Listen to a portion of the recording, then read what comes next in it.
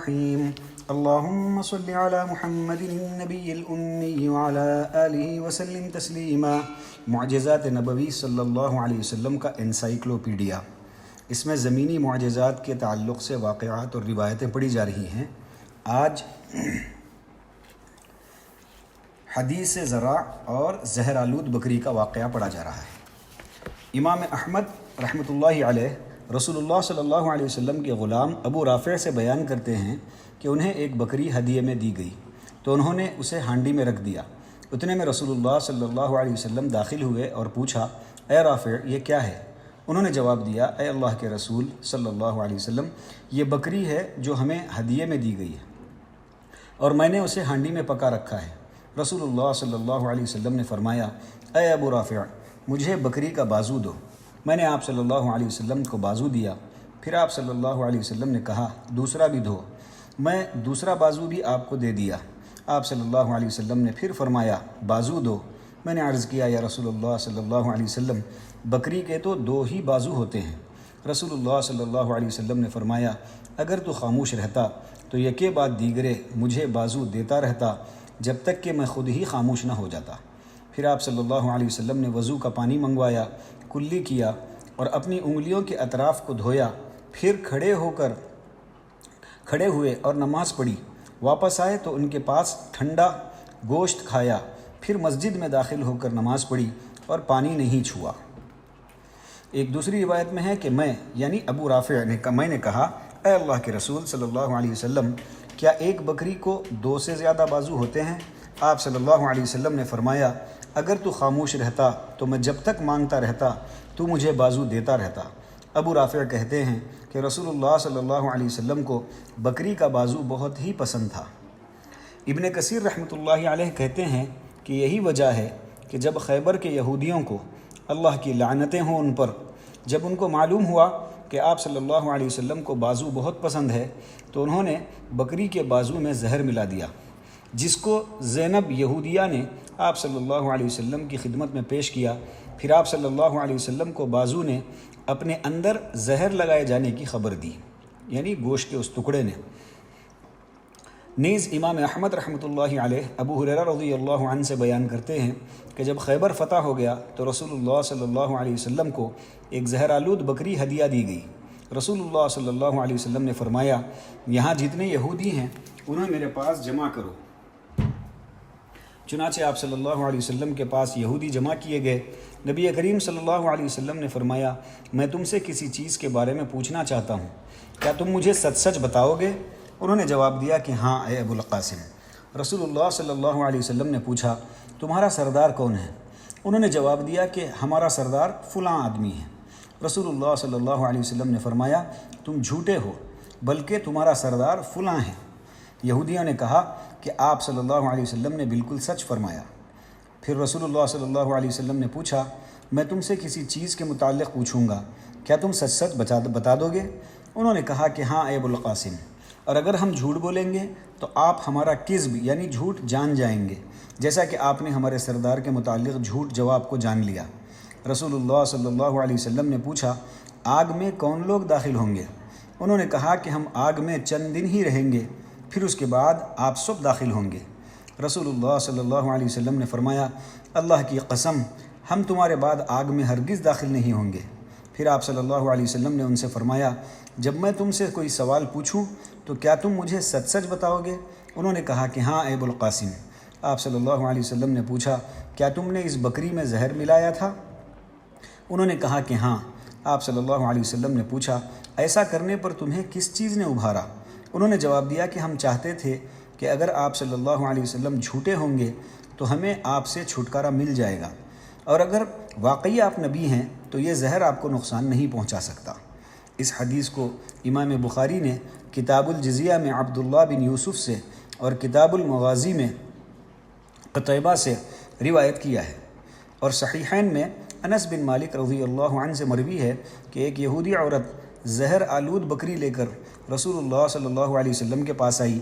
آپ صلی اللہ علیہ وسلم نے اس میں سے کھایا، پھر اس عورت کو رسول اللہ صلی اللہ علیہ وسلم کے پاس لایا گیا تو آپ صلی اللہ علیہ وسلم نے اس سے زہر آلود بکری کے متعلق دریافت کیا۔ عورت نے کہا کہ میں آپ کو قتل کر دینا چاہتی تھی۔ آپ صلی اللہ علیہ وسلم نے فرمایا اللہ تعالیٰ تمہیں اس فعل پر یعنی مجھے قتل کرنے پر قدرت نہیں دے سکتا۔ صحابہ کرام نے رضی اللہ عنہ اجمعین نے عرض کیا کیا ہم اس عورت کو قتل کر دیں؟ آپ صلی اللہ علیہ وسلم نے فرمایا نہیں۔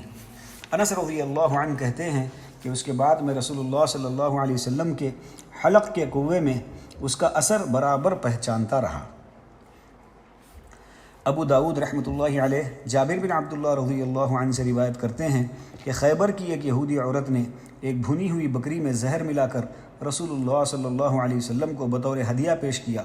رسول اللہ صلی اللہ علیہ وسلم نے بکری کا بازو نوش فرمایا اور آپ صلی اللہ علیہ وسلم کے ساتھ چند صحابہ کرام نے بھی کھایا۔ پھر آپ صلی اللہ علیہ وسلم نے فرمایا اپنا اپنا ہاتھ کھانے سے روک لو۔ پھر رسول اللہ صلی اللہ علیہ وسلم نے عورت کو بلا بھیجا اور اس سے پوچھا کیا تم نے اس بکری میں زہر ملایا ہے؟ یہودی عورت نے کہا کہ آپ کو یہ کس نے بتایا ہے؟ آپ صلی اللہ علیہ وسلم نے فرمایا مجھے اس بازو نے خبر دی ہے جو میرے ہاتھ میں ہے۔ عورت نے کہا کہ ہاں میں نے زہر ملایا تھا۔ آپ صلی اللہ علیہ وسلم نے پوچھا اس حرکت سے تمہارا کیا ارادہ تھا؟ اس نے کہا کہ اگر آپ نبی ہیں تو یہ زہر آپ کو نقصان نہیں پہنچا سکتا اور اگر نبی نہیں ہیں تو ہمیں آپ سے چھٹکارا مل جائے گا۔ رسول اللہ صلی اللہ علیہ وسلم نے اسے سزا دیے بغیر معاف کر دیا اور بکری کھانے والے ایک صحابی انتقال فرما گئے۔ نبی کریم صلی اللہ علیہ وسلم نے اس زہر آلود بکری کھانے کی وجہ سے گردن کے قریب پیٹھ کے بالائی حصے یعنی اوپر کے حصے میں پچنا لگوائی۔ پچنا یعنی جو کپنگ تھراپی ہوتی ہے۔ پچنا انصار کے قبیلے بنو بیاضا کے غلام ابو ہند نے سینگ اور چھری کے ذریعے لگائی۔ حجامہ جس کو کہتے ہیں اس کو پچنا بھی کہتے ہیں۔ ابو داود نے ابو سلمہ رضی اللہ عنہ سے بھی روایت کی ہے کہ خیبر میں ایک یہودی عورت نے رسول اللہ صلی اللہ علیہ وسلم کو ایک بھونی ہوئی بکری ہدیہ میں دی۔ ابو سلمہ نے جابر رضی اللہ عنہ کی طرح حدیث بیان کرنے کے بعد کہا کہ جب بشر بن برا بن معرور انصاری کا انتقال ہو گیا تو آپ صلی اللہ علیہ وسلم نے اس یہودی عورت کو بلا بھیجا اور پوچھا تمہیں ایسی حرکت کرنے پر کس چیز نے ابھارا؟ پھر ابو سلمہ نے آگے حدیث جابر کی طرح ذکر کیا۔ اس میں ہے پھر آپ صلی اللہ علیہ وسلم کے حکم سے وہ عورت قتل کر دی گئی، لیکن ابو سلمہ نے پچنا لگوانے والی بات کا تذکرہ نہیں کیا۔ امام بیہقی کہتے ہیں کہ اس میں احتمال ہے کہ ابتدا میں وہ قتل نہیں کی گئی ہو، لیکن جب بشر بن برا انتقال کر گئے تو آپ صلی اللہ علیہ وسلم نے اس عورت کو قتل کر دینے کا حکم صادر فرما دیا۔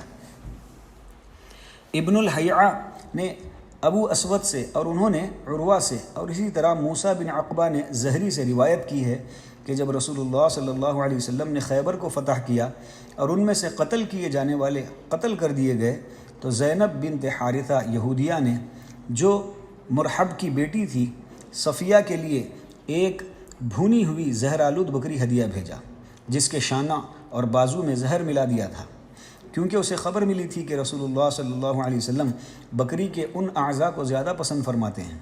رسول اللہ صلی اللہ علیہ وسلم حضرت صفیہ کے پاس تشریف لائے اور آپ صلی اللہ علیہ وسلم کے ساتھ قبیلے بنو سلمہ کے بشر بن معرور بھی تھے تو حضرت صفیہ نے انہیں وہی بھنی ہوئی بکری پیش کی۔ رسول اللہ صلی اللہ علیہ وسلم نے شانہ لیا اور گوشت کو اگلے دانتوں سے نوچ کر کھانے لگے۔ بشر نے بھی ایک ہڈی لی اور اس میں سے گوشت نوچ کر کھانے لگے۔ جب رسول اللہ صلی اللہ علیہ وسلم نے اس کے لقمے کو نگلا تو بشر بن برا بھی اپنے منہ کے لقمے کو حلق سے اتار لیے۔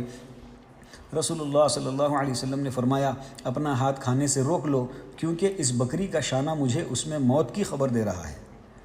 بشر بن برا نے کہا کہ قسم ہے اس ذات کی جس نے آپ صلی اللہ علیہ وسلم کو عزت بخشی ہے، یقیناً میں نے بھی نگلے ہوئے لقمے میں اس کا اثر پایا تھا، لیکن میں اس لقمے کو آپ صلی اللہ علیہ وسلم کی تکریم کرتے ہوئے نہیں پھینک سکا تاکہ آپ صلی اللہ علیہ وسلم کھانے سے متنفر نہ ہو جائیں، اور جب میں نے آپ صلی اللہ علیہ وسلم کے اندر تکلیف محسوس کیا تو میں نے خود کو آپ صلی اللہ علیہ وسلم پر ترجیح نہیں دیا اور میری خواہش تھی کہ آپ صلی اللہ علیہ وسلم اس لقمے کو نہ نگلیں جس میں موت کی خبر تھی۔ پھر بشر اپنی جگہ سے اٹھنے بھی نہ پائے تھے کہ ان کا رنگ سبزی مائل یعنی ہرا ہو گیا، سبزی مائل سیاہ ہو گیا یعنی گرین اور بلیک کی طرف ایسا کلر ہو گیا، اور درد سے بے چین ہو گئے حتیٰ کہ وہ اپنی جگہ سے ہل نہ سکے۔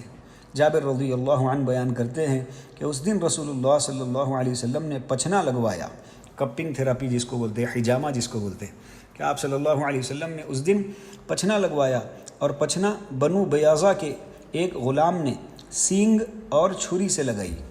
اس واقعے کے بعد رسول اللہ صلی اللہ علیہ وسلم صرف 3 سال تک زندہ رہ سکے، اور اس کے درد کا اثر آپ صلی اللہ علیہ وسلم کی موت کے وقت بھی تھا۔ آپ صلی اللہ علیہ وسلم نے فرمایا، خیبر کے دن زہرآلود بکری کا لقمہ کھانے کی وجہ سے میں برابر مہلت پاتا رہا، یہاں تک کہ یہ پہلی دفعہ میرے قلب کی دونوں رگیں کٹ گئیں۔ لہٰذا رسول اللہ صلی اللہ علیہ وسلم نے شہادت کی وفات پائی۔ اللہ تعالی ہم تمام کو نبی پاک صلی اللہ علیہ وسلم کی عظمت کرنے کی توفیق نصیب فرمائے، نبی پاک صلی اللہ علیہ وسلم کی سنتوں پر چلتے ہوئے زندگی گزارنے کی توفیق نصیب فرمائے، نبی پاک صلی اللہ علیہ وسلم سے سچی پکی محبت اور عشق نصیب فرمائے، آپ صلی اللہ علیہ وسلم کے دست مبارک سے حوض کوثر سے جام کوثر نصیب فرمائے، آپ صلی اللہ علیہ وسلم کا ہم تمام کو دیدار نصیب فرمائے، آپ صلی اللہ علیہ وسلم کا پڑوس ہم تمام کو آخرت کی ہمیشہ کی زندگی میں نصیب فرمائے۔ وآخر دعوانا ان الحمد للہ رب العالمین۔